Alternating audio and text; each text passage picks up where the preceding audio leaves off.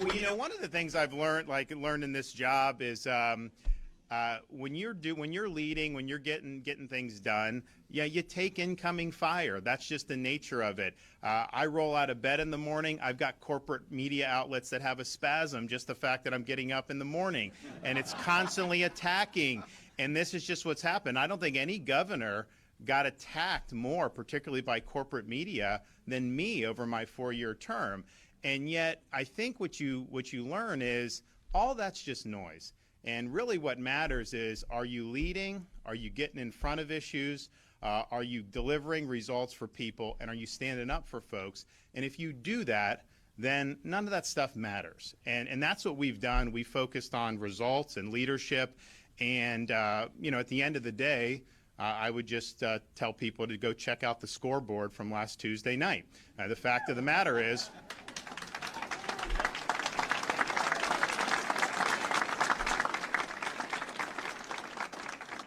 you know, the fact of the matter is, it was the greatest Republican victory in the history of the state of Florida. And it wasn't just the best governor victory. Of course, it was that. But we swept in super majorities in the Florida legislature. We have 85 Republicans out of 120 in our state house. We've never had that many before. We have 28 senators out of 40 that are Republicans. Never had that many. And honestly, they could have had 29 if they would have done the Osceola one. You know, we won Osceola County at the top of the ticket, and I think we probably could have done that. So you see that. You see the school boards. We're electing all these great people to school boards. We had 16 Republican members of the U.S. House from Florida. Now we have 20 going up there. So that's four seats right there. So at the end of the day, I think people respond to the leadership. They respond to the results. And so that's why, even though I know anytime I do anything, you're over the target, you know, you're going to face incoming. That's just the nature of it. But that's not ultimately what matters to people. What matters to people is, are you standing up for them? Are you leading? And are you getting things done? And we are. Yes. We love you. But the Republican Party is the real concern between you and Trump. And I know you're not at fault. How do we make it better? Well, look, I mean, I think some of this stuff gets a little bit overdone in some of the media. I mean, at the end of the day, you know, you had an election nationwide.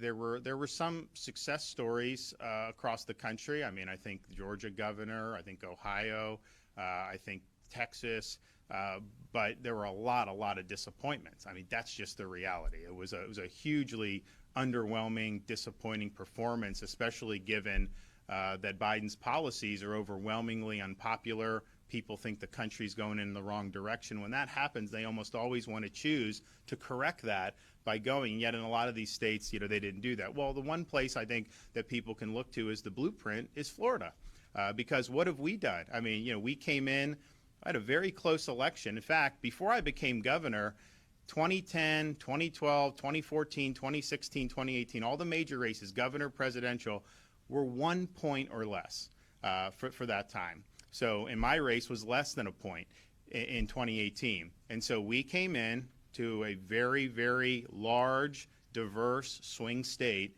and we led. And we were on offense, and we didn't shy away from big issues. We took on those issues, and we won victory after victory for the people of Florida. Of course, when you had COVID come, you know, I had to stand on the wall and say, you know what? We're not going to let this state descend into a Faucian dystopia. We're going to stand up for people. We're going to keep things going. And so we did that, and people appreciate that. But we were bold throughout this whole 4 years. I didn't have my finger in the wind. I wasn't trying to contort myself into being something that I'm not. Everyone knew where I stood. Everyone knew what we were doing, and we did it. But I think what it shows is that, you know, if people see that you're leading and they see that you mean what you say and say what you mean, and that you're willing to and you're able to deliver results, we get people to vote for us who may not be in our party. And that's really what you need to do. You don't win by 1.5 million votes. if you only get your own party. And so what we were able to do, yes, obviously we got a lot of Republicans turning out because they were supportive, and we appreciate that. But, you know, we won independents by between 15 and 20 points. We probably won 60% of Hispanics statewide. That's a record. No Republican has ever done that. I don't think anyone's ever done that. We won women. That hasn't been done by a Republican governor for 20 years. So we did that. We won Miami-Dade County.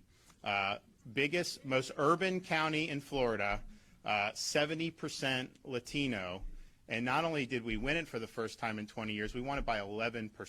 It was a landslide down in Miami-Dade. Not only that, we won Palm Beach County, which has not been won by a Republican for governor in almost 40 years. And we were able to win Palm Beach, which people didn't think was necessarily possible. You look at Osceola County, you know, we flipped that. I mean, a huge swing in our direction. Again, that's a predominantly a Hispanic county. And so I think that what Florida showed is that, you know, the good policies and the good leadership can reverberate just beyond your little silo of the people that agree with you on everything.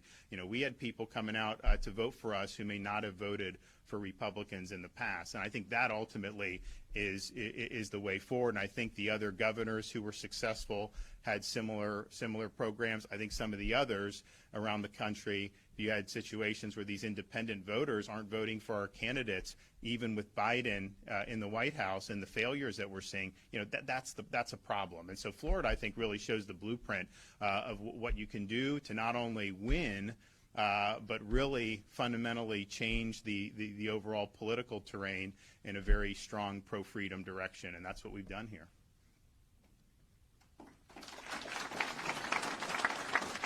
All right.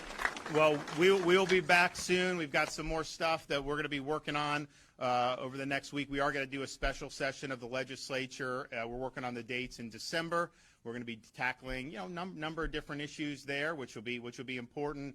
We may even end up, you know, doing one or two in January, February potentially. We're talking with the legislators, seeing what's there. But I think we're going to have a very robust agenda, and I think people will be very pleased with the additional points we're able to put out on the board. Thanks.